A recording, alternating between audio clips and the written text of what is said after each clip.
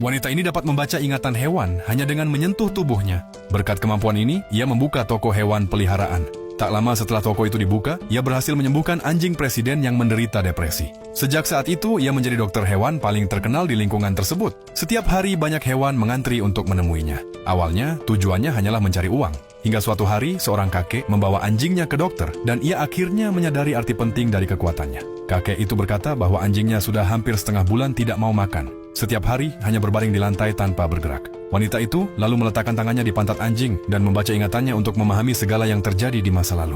Dia menatap anjing di depannya dengan perasaan haru. Dokter itu berkata kepada kakek itu bahwa anjing ini merasa sangat bersalah padanya. Meski sang kakek terus kekurangan makanan, tetapi tetap memberi anjingnya makan. Anjing itu berpikir karena dia makan terlalu banyak, kakek itu harus keluar dan bekerja keras setiap hari. Sehingga anjing itu merasa bersalah. Kakek sudah sangat tua, tapi ia masih terus merawatnya setiap hari, yang membuat anjing itu merasa bersalah lagi. Ketika kakek sakit dan tidak berdaya di tempat tidur, anjing itu merasa tak berguna karena tak bisa melakukan apapun untuk menolong. Jadi dia ingin mati kelaparan, agar kakek tidak perlu menderita lagi. Kakek itu sangat terharu. Dia berkata kepada anjing, "Aku bisa bertahan sejauh ini karena kamu.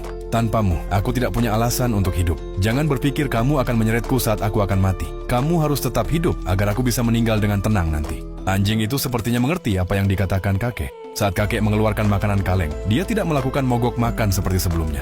Demi kakek, anjing itu harus hidup dengan baik. Saat kakek pergi, dokter itu menolak bayaran dan justru memberi anjing itu banyak makanan hewan. Ia merasa bangga dengan kemampuannya, tetapi dia tidak tahu bahwa bencana besar akan datang.